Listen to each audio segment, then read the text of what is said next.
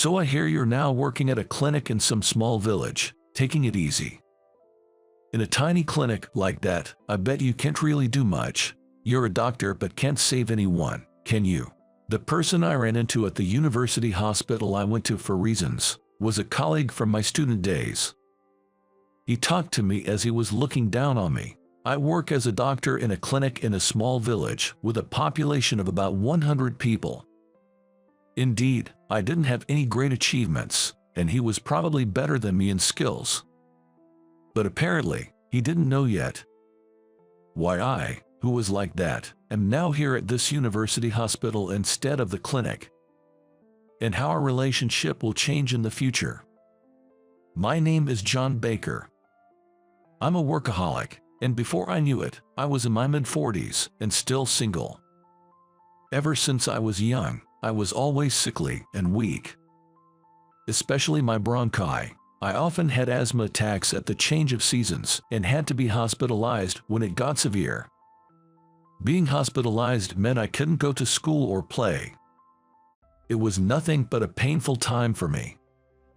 But the doctor in charge during my hospital stays was a kind and very cool man. Just by wearing a Johnson coat and using a stethoscope for examinations, he quickly understood my condition. It felt like magic, and I was always in better health after being discharged. Even as a child, I always admired him and wanted to become a doctor like him one day, to save children who were suffering and lonely. As I grew older, my physique improved, and naturally, I had fewer asthma attacks. Swimming, which I started at my parents' suggestion in elementary school, seemed to be good for building strength, even though I often missed it due to catching colds at first. By middle school, I had grown enough to win at the county championship. The more I practiced swimming, the more I enjoyed the results, and I became immersed in it. But even as I dedicated myself to swimming, my dream never changed. When I became a high schooler, I confessed my dream of becoming a doctor to my parents and decided to seriously aim for medical school. They supported me, and I was motivated in my studies. However, a classmate named Michael Johnson often made sarcastic comments and picked on me. "Hey you! What? That score on the last test, wasn't it kind of strange? What do you mean? I mean, there's no way you could score that high." I was surprised when he directly said that after I did well on a regular test. The only thing in common with Michael was that we were in the same class. I didn't really have much to do with him, honestly. We had barely even spoken a few times. Despite that, Michael seemed to have something against me for some reason, and when I did well on a test, he would say things like, "Did you cheat?" behind my back, or if I did well in a swimming competition, he would spread false rumors among my teammates to isolate me in the swim team. Luckily, my teammates knew me well, so nothing came of it, but I couldn't understand why he was doing this. I thought about asking him why, but if he didn't like me and was harassing me for that reason, it could have just made him angrier, so I decided to ignore it. No matter how much I thought about it, I couldn't think of a reason for him to dislike me, and since he almost messed up my social life, I had no good impressions of Michael. But since it was clear he didn't like me, I made sure to keep my distance. Despite some issues with Michael, I managed to balance swimming and studying and was accepted into a private medical school. It was the university with the hospital I had been admitted to when I was young, and when I decided to become a doctor, I had no hesitation in choosing this university as my first choice. All my hard work paid off, and I passed the entrance exam on my first try, celebrating with tears of joy with my parents. But I was utterly surprised when I saw Michael on campus during enrollment. I had no idea he was also aiming to be a doctor, and he clearly showed his distaste when he realized I was there. However, unlike in high school, I don't think he said anything behind my back. Maybe he was too busy with the much harder studies compared to high school. Michael seemed to be very kind to everyone else in our class. "Michael, can I ask you something?" "What's up?" "I'll help if I can." "Thanks. It's about this question here. His grades were top of the class and was known as diligent and talented. If anyone had questions about their studies, they'd go to Michael, who became a reliable figure for everyone. Yet, he still glared at me and made sarcastic remarks whenever we met. "Why are you even in mid-school? Did you cheat to get in?" When he muttered that to me in a voice only I could hear as we passed each other, I finally reached my breaking point. "Have I done something to you?" "What?" "I don't know why you dislike me so much, but if I've done something to upset you, I'll apologize. Please tell me, because it's hard not knowing what I did wrong." "Huh? What? If you have something to say or something you don't like, why not say it to my face? It's cowardly to do it as we pass by. And please stop spreading strange rumors. We're not kids anymore, and it's honestly annoying." Michael seemed surprised by my response, glared at me silently for a moment, then walked away. One day, while I had a free period at university, I was on my way to see a professor when I ran into my childhood doctor. "Are you Dr. Johnson?" "You are." "It's you, Dr. Johnson. I'm John. You might not remember me, but I was frequently sick as a child and you took care of me." "John, wow, it's been a while. You look well, and that's a relief. So, why are you here?" "I'm studying to be a doctor at this university. I want to be like you." "Really? I can't express how happy I am. You've grown up so well, and to think you recognized me so quickly, I'm really touched." Dr. Johnson, who seemed deeply moved, told me he was now the head doctor of the university hospital. "The head doctor? That's right. Doesn't really suit me, does it?" "Yes, it does." "Oh, sorry, I didn't realize you were the head doctor and spoke too casually." "Don't worry about it. It's been a long time since someone looked at me with such genuine eyes." "Thank you."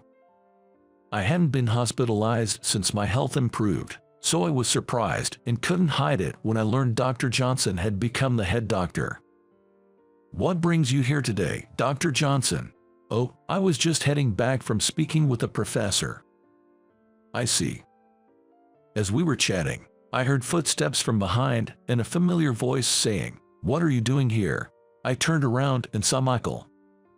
I thought he came to make another sarcastic remark to me, but his gaze was not on me but on Dr. Johnson in front of me. "Michael, what's up? Did you need something from me?" Dr. Johnson called Michael by his first name in a friendly manner, and I was surprised to realize they knew each other. As if I just had something to discuss with the professor. "Hey, Michael. Move, you're in the way." Michael deliberately bumped into my shoulder as he passed and ignored Dr. Johnson calling after him. As we watched him leave, Dr. Johnson unexpectedly said, "Sorry about that. Did he hurt you? My son can be a bit of trouble." "Your son, Michael is." Did you forget my last name? Your name, oh." I never connected the dots that they were father and son, despite sharing the same surname. Michael used to be a much more expressive kid. He always smiled brightly at me, but at some point, he started behaving like that towards me. I think he felt lonely because I was always busy with work and couldn't give him much attention.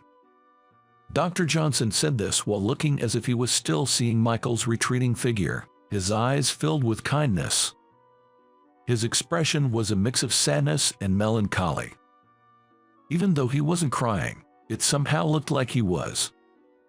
That expression stayed with me. Years passed, and we all successfully passed our national exams. I officially became a licensed doctor. When choosing where to work, I, having no particular preference, ended up in a remote hospital that no one else wanted to go to. After a few years of training there, I moved to a clinic in a small village with about 100 residents, which had been without a doctor for a long time. The village, mainly populated by elderly people, was serene, surrounded by the sea and mountains. The air was fresh, and the villagers seemed to live by helping each other. I arrived at the small clinic in the village, a complete stranger and inexperienced. I was an outsider, fresh out of training, and not yet confident enough to proudly call myself a doctor. I feared being disliked or told to leave because I wasn't skilled enough. But despite these fears, the villagers welcomed me warmly. "We are lucky to have you, Dr. Baker. Thank you so much for coming to our little village." I get nervous with young doctors. The village elders treated me like their own grandchild. Within a few days, I began to match faces with names and enjoyed my days there. When I asked how they managed when they got sick, they said they had to travel at least an hour to the nearest large town, which was quite a hardship. "That's why we are so grateful you came to this village. It might be inconvenient here, but we appreciate your help." "The pleasure is mine. I look forward working here." However, in the village, there were no nurses and I was the only doctor. Not knowing when or what kind of situations I'd be called out for, and to provide the best possible treatment with limited facilities, was more challenging than I could have imagined. There were many villagers with chronic illnesses, and despite my best efforts, there were times I couldn't save them, which brought me immense sadness and regret. But the villagers would encourage me, saying, "You're the hope to this town, and thanks to you, we feel like we could live a little longer."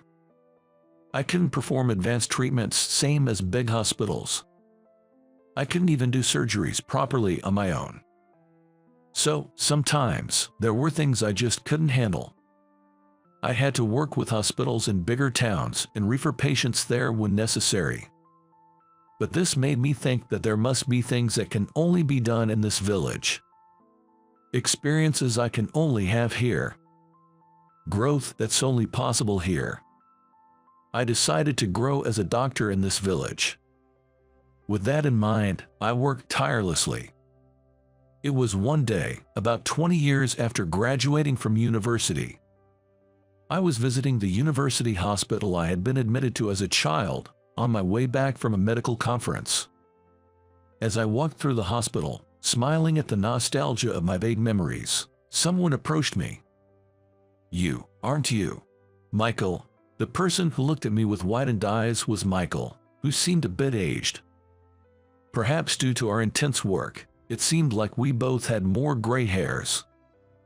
But despite being adults now, Michael quickly reverted to his disdainful expression and started with his sarcasm. "So I hear you're now working at a clinic in some small village, taking it easy." "Yeah, that's right. I'm the head of surgery at this hospital now. I've been successful in high-risk surgeries and received recognition for my achievements." "Well, that's impressive. Head of surgery, you always stood out among our peers. Well done." When I sincerely praised Michael, he seemed displeased with my response and glared at me, his tone becoming harsher. "In a small clinic like that, I bet you can't really do much. You're probably just keeping the elderly company, right? The facilities must be outdated and unusable, and you can't properly perform surgeries alone, can you? You don't have many accomplishments, do you? After all, as a doctor, you probably can't save anyone, right?" Michael, who hadn't changed a bit since those days, still looked down on me. Just as I was about to argue that his accusations were unfair, I heard a voice searching for me and stopped speaking. "Mr. Baker, I've been looking for you." The voice belonged to a female nurse who, upon spotting me, hurried over. Michael also turned his gaze toward the nurse in surprise. "Mr. Baker, I mean, Dr. Baker, the new head doctor. My name is Emily. I'm a nurse. I look forward to working with you starting today." Emily's words left Michael wide-eyed and speechless. "Hey, what did you just say?" I said, "I look forward to working with you starting today." "No, before that, what did you call him? Did you mean when I referred to him as the new head doctor, Dr. Baker? New head doctor? What are you talking about? Haven't you heard? This is Dr. Baker, who has been appointed as the new head doctor here." "Head doctor? You mean you?" Michael stared at me in disbelief. I nodded, confirming, "Actually, that's right," leaving him at a loss for words. Well, actually, I had been working at a hospital affiliated with this university. My assignment to the small village was also in the form of a dispatch from the university.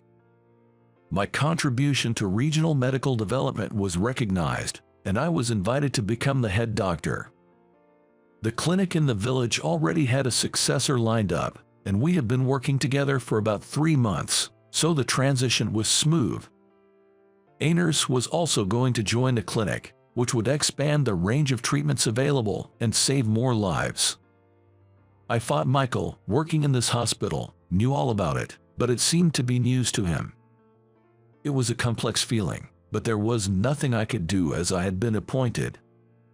So, Emily, was it? Did you need me for something? Oh, yes, that's right. Dr. Johnson, the current head doctor, wants you. Got it. I'll head over there right now. Thank you. As I responded to the nurse, Michael glared at me and walked away. Hello, it's John. Please, come in. Thank you. Entering the head doctor's office, there was Dr. Johnson. John, it's been a while. I'm sorry to have called you back here so suddenly. No, I am honored to be appointed to such a distinguished position. I believe you'll do well. Thank you. Dr. Johnson, being of advanced age, was feeling a decline in his strength. He seems to be getting sick more often, and his absences from work have been increasing. For this reason, he told me he plans to retire from the field soon and invited me to take over. I was thrilled to hear the words from the doctor I've always admired, but Dr. Johnson's son is Michael. He told me he is the head of surgery, and his accomplishments are indeed remarkable. Wouldn't it make more sense for his son to take over? I thought, and so I asked, I'm sorry if this sounds rude, but why did you choose me over your son? Dr. Johnson quietly shook his head. My son, Michael, as his father. It may sound strange for me to say this, but I believe he is outstanding as a surgeon. Then, shouldn't he be the one to become the head doctor? His skills are great and I rely on him. He's trusted by everyone. I think he's fit for the role, and I know he would do well as the hospital director. Then why not? I still want him to continue working hard to save lives on the front lines. Dr. Johnson, as the head doctor, once the role is taken, it's difficult to be involved on the front line with patients. It's important to care for the patients in front of you, but that's not enough for a head doctor. You must always have a broad perspective. In that sense, you, who have demonstrated your skills in various places, is the right person for the job. You understand the feelings of patients, which is important for both doctors and patients. I'm honored. I'm sorry if this sounds rude, but have you discussed this with your son? Well, Dr. Johnson said with an embarrassed smile. When I tilted my head, he confessed, it's hard for us to be honest when we're face to face. We hardly have time to talk, and even if we do, Michael probably won't listen to me. That couldn't be. No, it's true. With all due respect, Dr. Johnson, by appointing me as your successor, there might be some misunderstandings. How about having an open and honest conversation with him? I'm sorry if I'm overstepping, but I believe leaving things as they are won't work. Open and honest. Yes, you're right. Dr. Johnson looked distant and smiled kindly. Then, I'll take my leave now. I know it's tough, but I'm counting on you. Thank you. It was when I was about to leave the office that it happened. I heard a groaning sound followed by a thud, and I quickly turned around.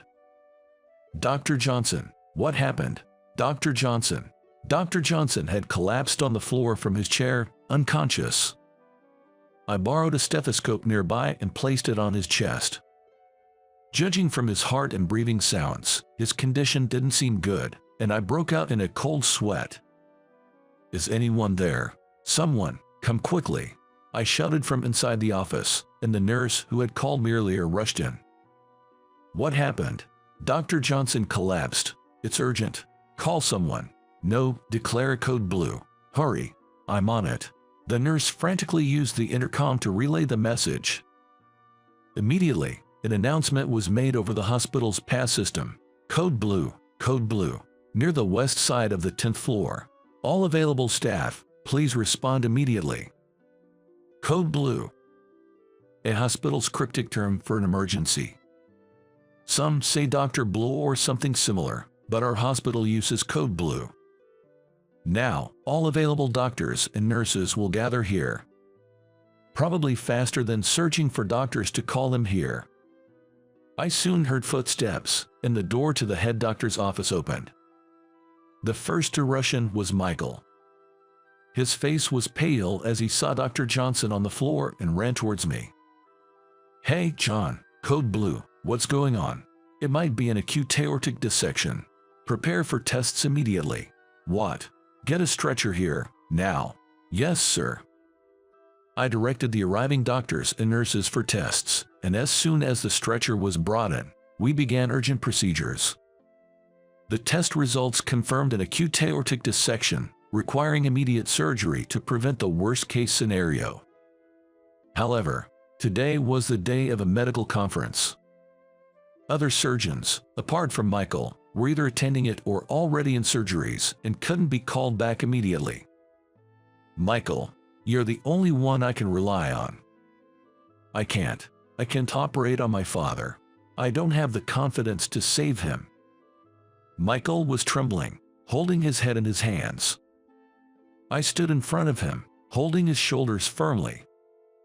"Have you always approached surgery with this attitude? Just a few moments ago, you were boasting about handling high-risk cases to me. Was that a lie?"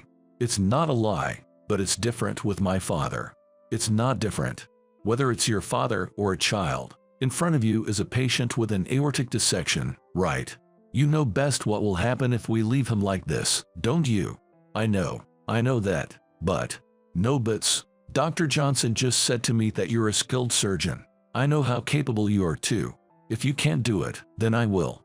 I hardly have any experience with aortic dissection surgeries."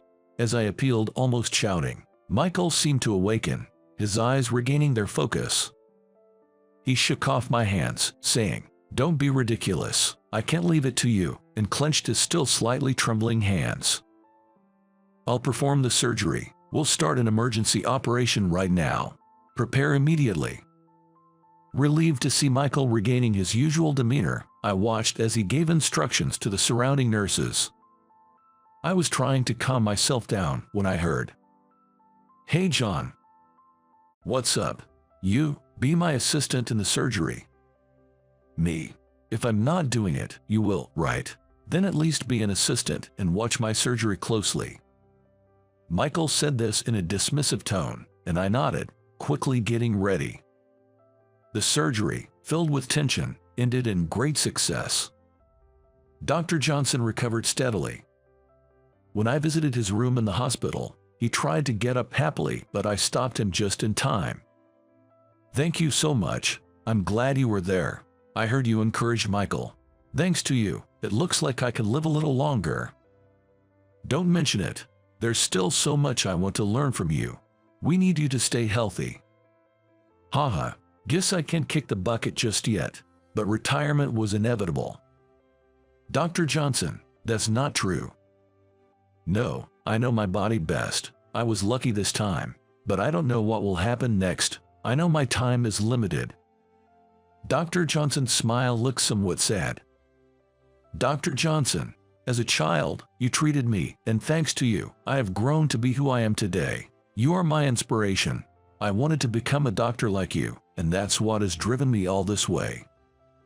"Me, your inspiration. I never thought I'd hear such words. Hearing you say that makes my career as a doctor all the more worthwhile." While we were talking, Michael had entered the room and said bitterly, "You were always attached to my dad." I looked at Michael and suddenly had an idea. "Michael, were you jealous of me because Dr. Johnson was always with us patients?" Hitting the nail on the head, Michael turned red and denied, "No, that's not it. What are you talking about?" But it was obvious to everyone, and both I and the nurse who came to change Dr. Johnson's IV chuckled. It was just a little teasing, but it seemed to get a good reaction. Dr. Johnson was smiling happily, saying, "So it's true, so it's true." Michael, a mix of embarrassment and bitterness, admitted, "Yeah, that's right, so what? I never got to celebrate my birthdays, entrance ceremonies, or graduations with my dad. I couldn't even have a proper conversation with him, while he was always with you patients. I was jealous that he seemed to care more about his patients than his own son. I envied and hated you guys. So when I found out that one of those patients was you in high school, I was frustrated." Michael started to pour out his feelings, and Dr. Johnson listened intently, closing his eyes to catch every word. "And now, you appointed him as the next head doctor. I've been by your side in this hospital all along. I thought I'd finally have time with you. And then I thought I lost that to him again. I was shocked." Michael: "Well, but after talking openly with my dad, I understood his true feelings. He wants me to focus on my work as a surgeon, to refine my skills. That cleared my resentment." Hearing these words, I looked at Dr. Johnson, who nodded gently. "I heard that you were the one who told my dad to talk to me. I hate to admit it, but I'm grateful for this time.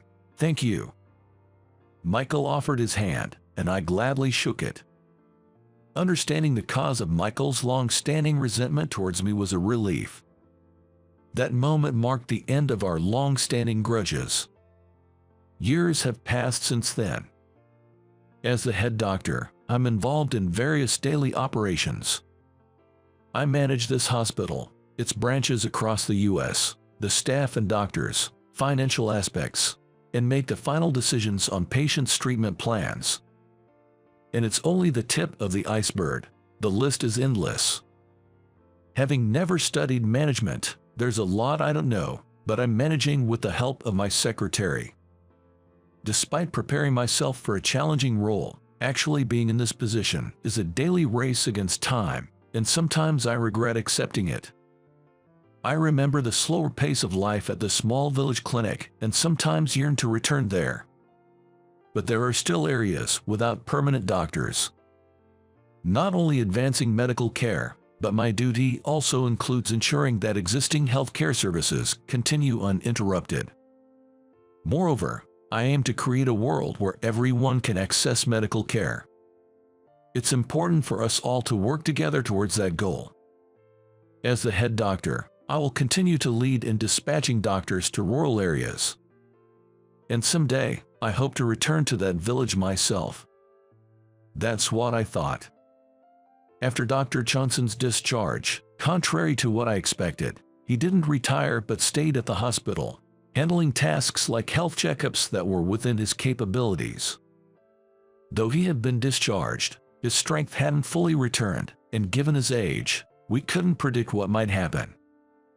I've been too busy with administrative duties to work directly with patients. Saying this might sound inappropriate, but being able to examine patients, even a little, makes me happy. I want to continue being a doctor for as long as I live. It might be a burden to others, but I want to keep going a little longer. There was nothing else I could do but nod to my mentor's words. He promised not to overdo it and to prioritize his health while continuing his work as a doctor. As for Michael, he's still active as the head of surgery. He has successfully handled many challenging cases, gaining national recognition, and patients from all over the country seek his expertise. Initially overwhelmed, Michael is now earnestly striving to save every patient who trusts him. Thanks to his efforts, the hospital regularly receives thank you letters from patients who have recovered. "Dr. Baker, it's almost time for the conference." "Is it that time already?" "Thank you, let's go." "After you, sir." I stood up and left the office with my secretary and headed to the conference. Even though we are all doctors, our roles vary greatly depending on our positions. But as medical professionals, our ultimate goal is to fight tirelessly to save and care for lives. We all share the same desire to help our patients. We strive daily to improve ourselves in this regard.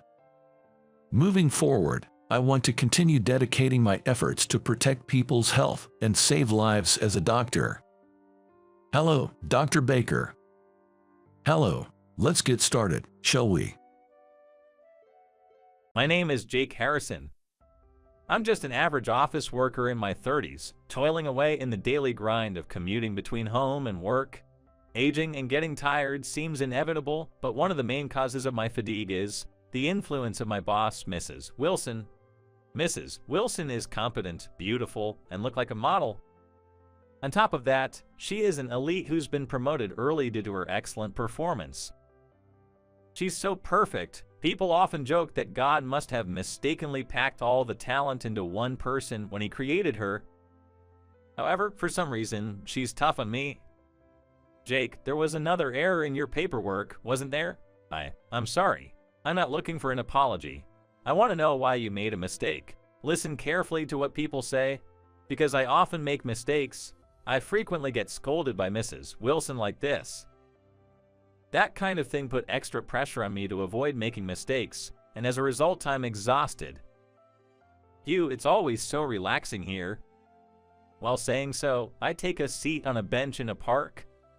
The park is close to my office, but there are not many people because there are homeless people.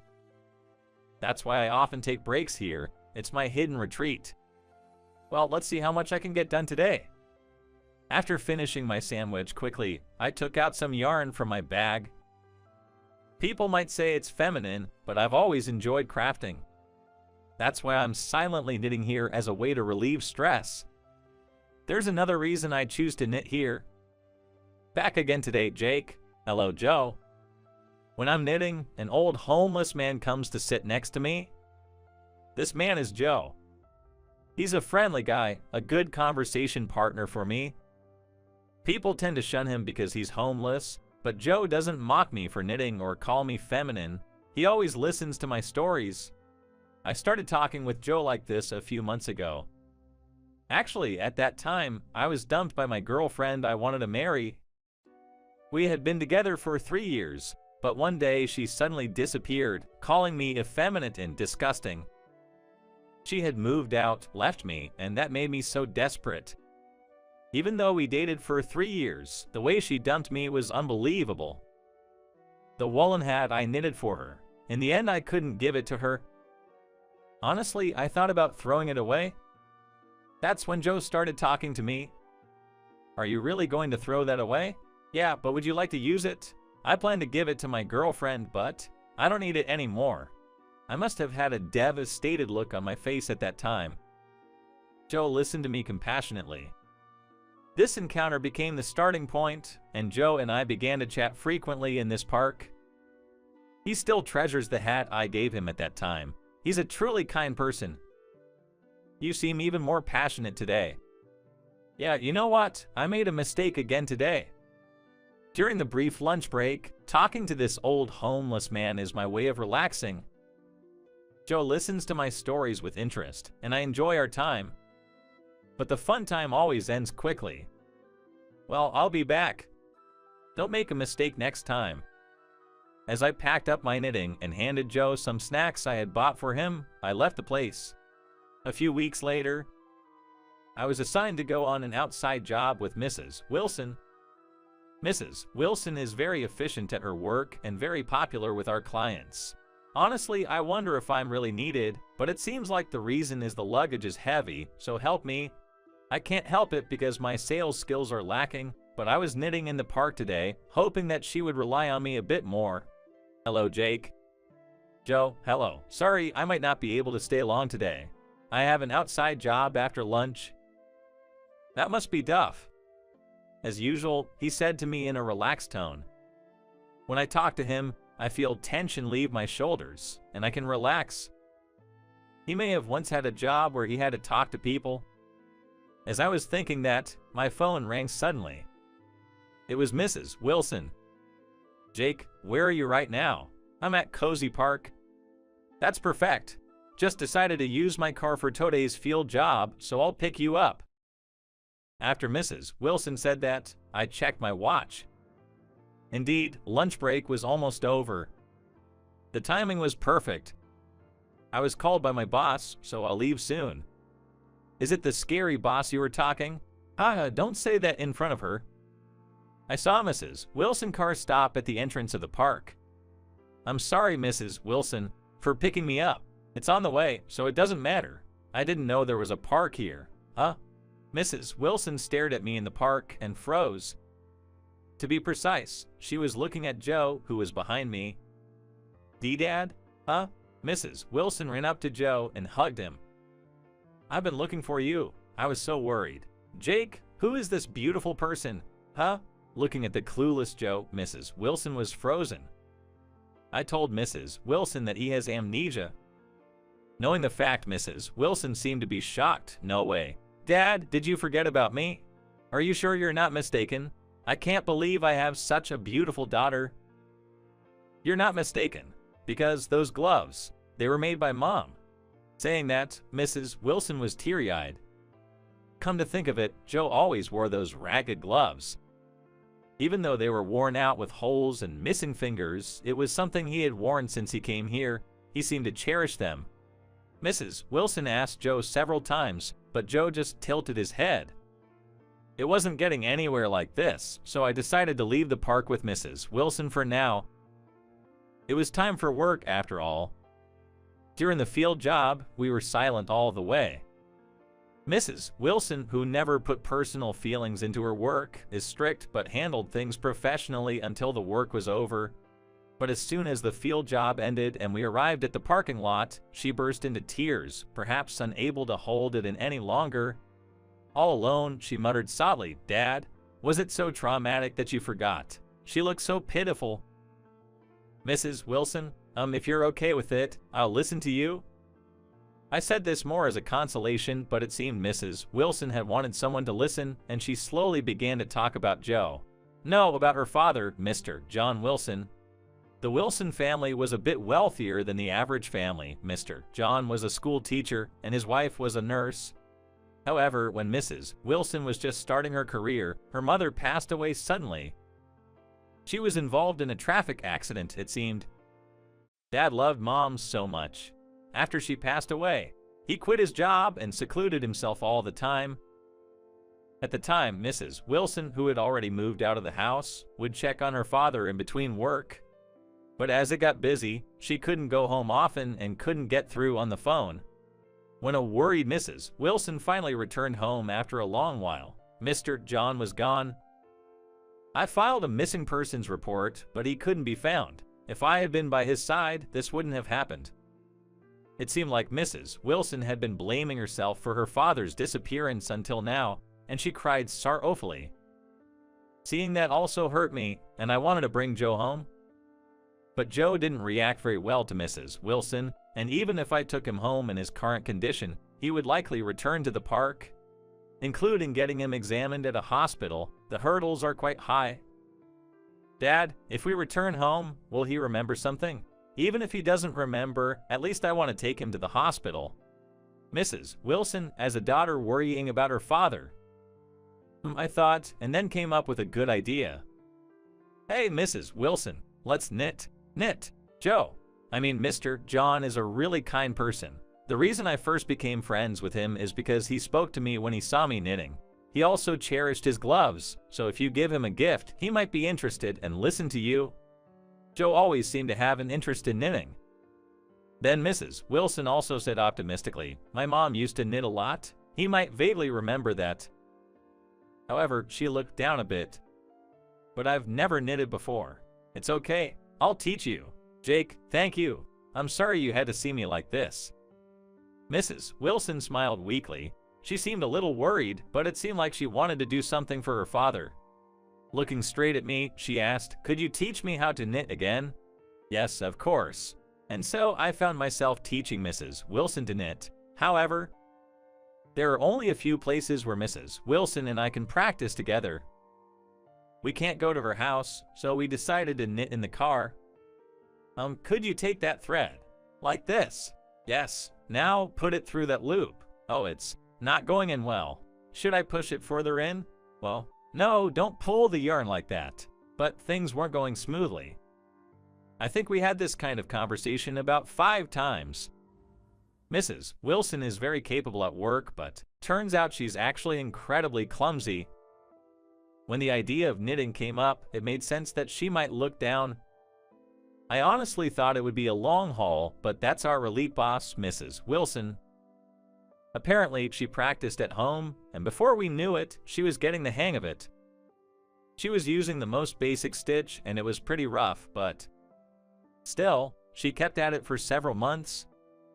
Somehow, Mrs. Wilson finished knitting a scarf. Finally done. Let's go deliver it. But what if he doesn't accept it? He's not that kind of person. Come on. I wanted to show Joe the scarf that Mrs. Wilson worked so hard to make, so I took her hand and headed to the park.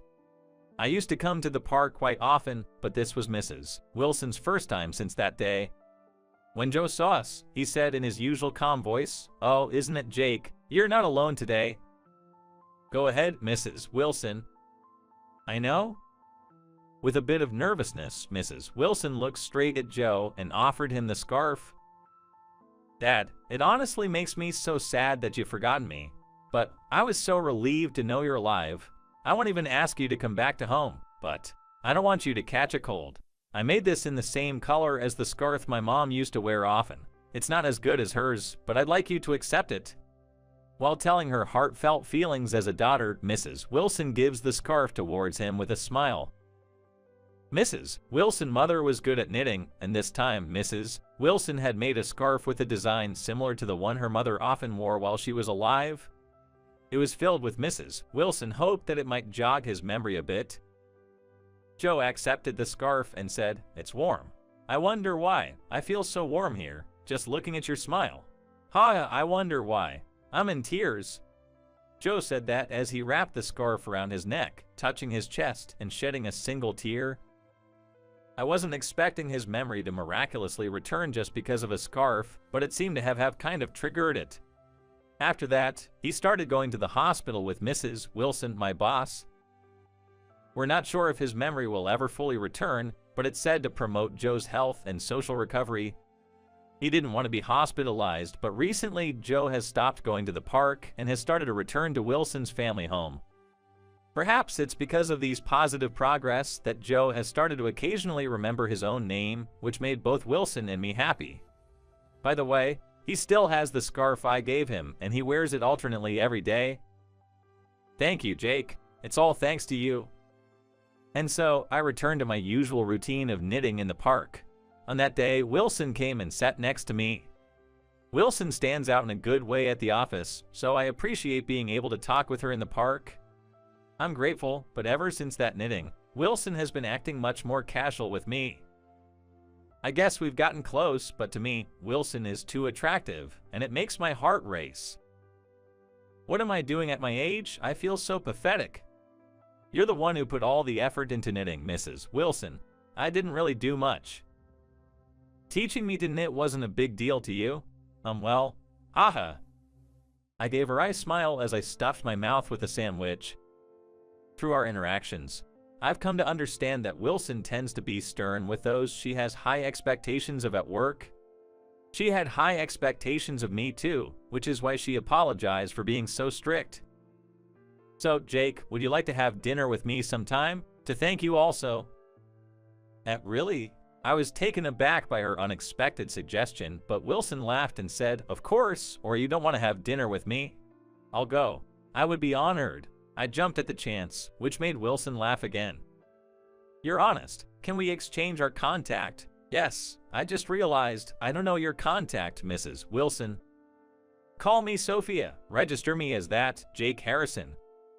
"What?" I froze at hearing my full name, but Wilson just input my contact and then casually said, "I'll contact you later," and left.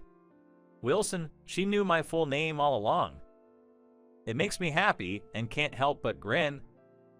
I'll try my best to get her trust enough for her to call me by my name. While making such determination, I start knitting. A scarf woven in shades of blue and white is what I'm planning to make. I hope to finish it before the dinner with Sophia. And then I will tell her what I feel. "I love you. Will you be my girlfriend?" I knew it. You took forever to say it. When I finally gathered the courage to confess my feelings over dinner, she happily said so. I wondered if I had been such an open book, but if she got the message, that's all that matters. So we officially became a couple, progressing steadily in our relationship, and eventually we decided to get married. By the way, we haven't had our wedding ceremony yet. Actually, when I proposed to her after a year of dating, I asked Sophia when the marriage registration was supposed to be done. I was thinking we should do it on a special date, but Sophia seemed to have different plans. You do realize I'm over 30, right? Yeah, I know. Don't keep a woman waiting forever. I want to get married right away. Otherwise, I'm afraid someone else might snatch you away from me. What a cute thing to say, so we submitted the marriage registration before the ceremony. So now, although Sophia and I are married, I'm still doing my knitting at the same park. I want to wear a stole you made at our wedding. When you hear something like that, it motivates you, doesn't it? Plus, Joe is planning to come to the wedding. He hasn't remembered everything yet, but he's slowly recalling bits and pieces of his past.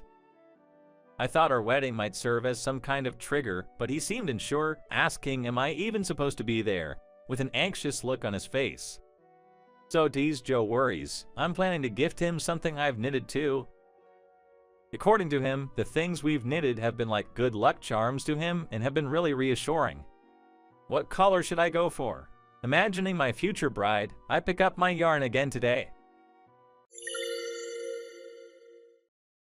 I first met her while I was hiking to observe alpine plants, halfway along the descent route towards the cabin where I was planning to stay overnight.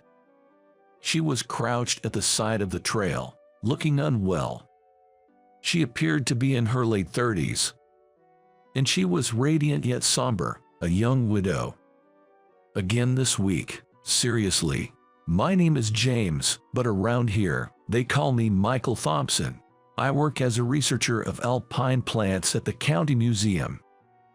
For 4 weeks in a row, when I told my wife, Michelle, that I was going alone to the mountains to observe alpine plants over the weekend, she'd reacted hysterically.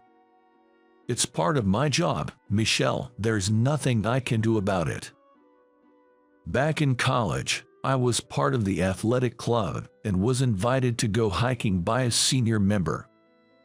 The first mountain I climbed was about 6,500 feet high. I was captivated by a small wildflower known as the Queen of Alpine Plants that I saw at the summit of that mountain. I was fascinated by the small wildflower that had white and pink petals blooming on the rocky ground. Since then, mountain climbing became my hobby, and this passion led me to my job as a researcher of alpine plants. What do you say to Jacob? Jacob is our 6-year-old son. Michelle said that I will take him to the amusement park this weekend, as I've been postponing our promise to him. Why don't you just take him, Michelle? You're the one who told Jacob about the amusement park without asking me. Leaving those words behind, I left the house with my backpack. I planned to stay overnight at the mountain cabin, and I had already submitted my climbing plan. I would get to the trailhead by transferring between trains and buses. Is this what they call going through a rough patch? On my way, I recalled the argument with Michelle. It left a sour taste in my mouth. I arrived at the trailhead just after 9 a.m. While climbing towards the summit, I observed alpine plants. It was just after 3 p.m. On my way to the mountain lodge where I'd reserved a one-night stay, I ran into a woman who was sick. I escorted her back to the lodge and nursed her back to health overnight. After regaining her strength, we parted ways at the trailhead the next day. On a whim, I stopped by a local shop at the foot of the mountain and bought a souvenir, candies, for my wife and son for the first time. What's this? When I handed over the mountain treats, my wife, Michelle, looked at me in confusion. I called out to Jacob, who was in his room, telling him I'd brought back a souvenir. Having had his promise of a trip to the amusement park broken, Jacob, sulking, deliberately stomped his feet as he came over. Hoisting Jacob onto my knee, I told him, I swear I'll take you to the amusement park next weekend, for real this time. Really, really? Jacob asked, looking up at me. I'm not lying. Then, I opened the box of souvenir candies. Just as Jacob reached out his hand, Michelle interjected. No, you can't. Dinner is almost ready. After dinner, Jacob and I spent a short hour playing video games, took a bath together, and I put him to bed. When I returned to the living room, Michelle was watching the news on TV, seemingly bored.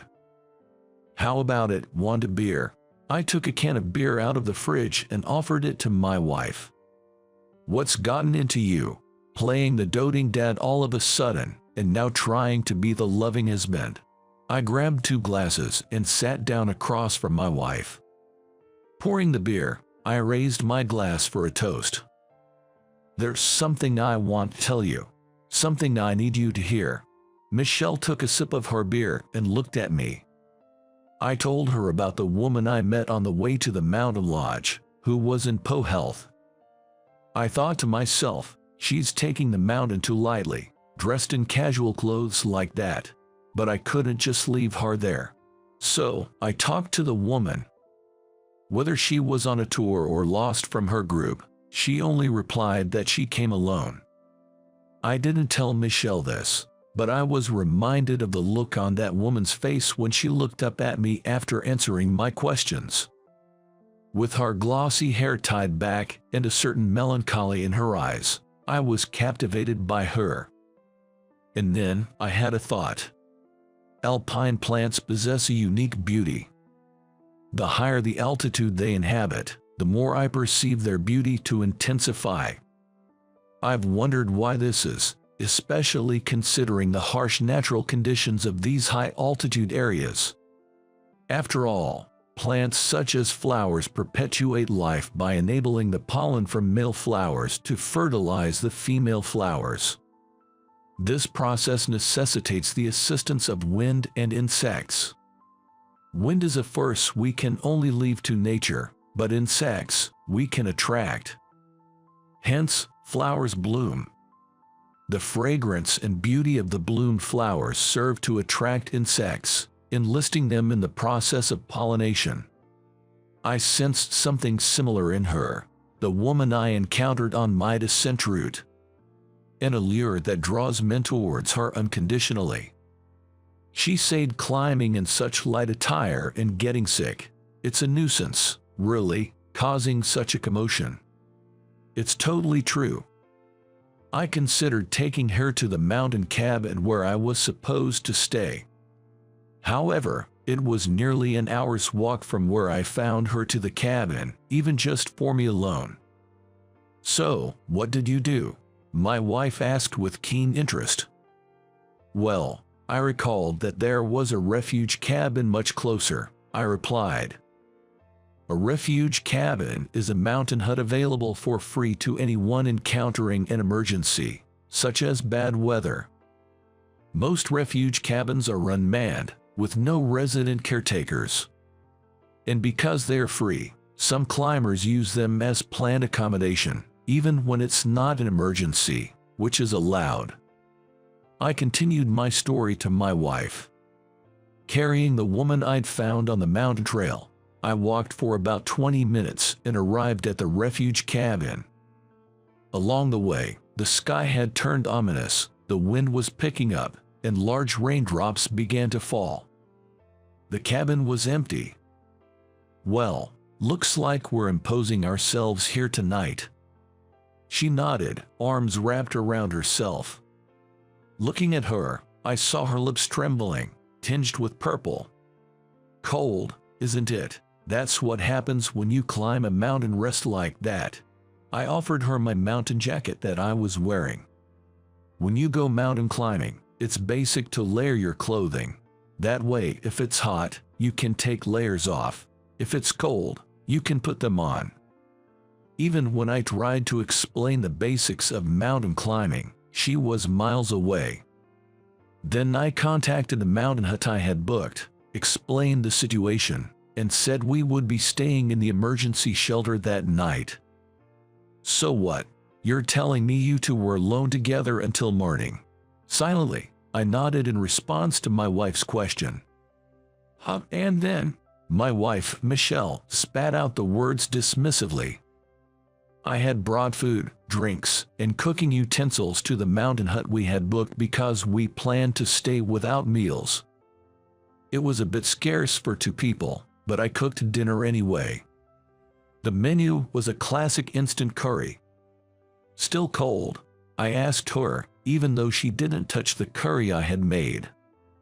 As usual, she completely ignored me. Gradually, I began to feel irritated. Eat. If you eat, your body will warm up a bit. I don't want it.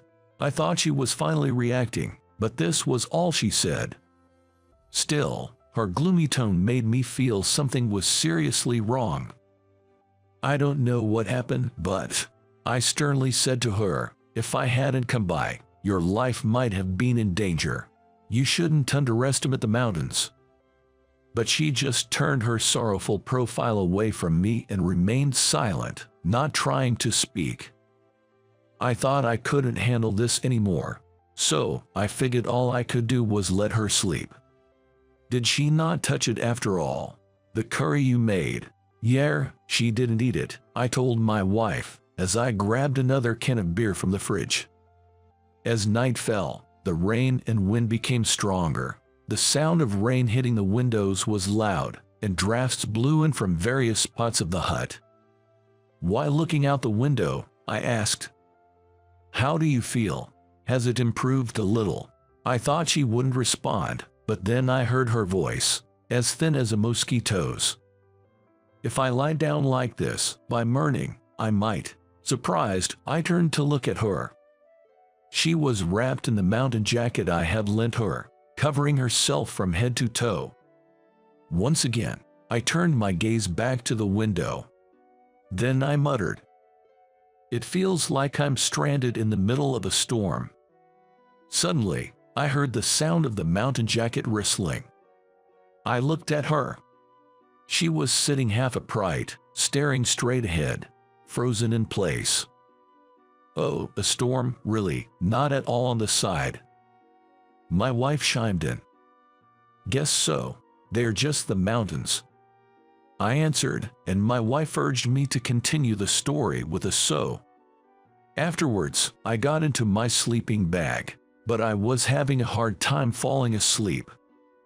Then, she who was asleep screamed and jumped up, looking utterly lost. Thinking she might have had a nightmare, I crawled out of my sleeping bag and shook her shoulder. Her body was ice cold. "This jacket alone isn't enough. Hey, you're cold, right?" She gave a small nod and looked at the sleeping bag I had been using. "Can I get in there?" I laid the sleeping bag beside her. "Come on, get inside." She got into the sleeping bag as I told her, her body shaking from the cold. I thought there was nothing else I could do but warm her up. My sleeping bag was not the mummy type that people usually imagine, but the envelope type that's like a blanket folded in half lengthwise. If I left the zipper open, it would somehow accommodate too. I got into the sleeping bag with her. I'm pretty big body-wise.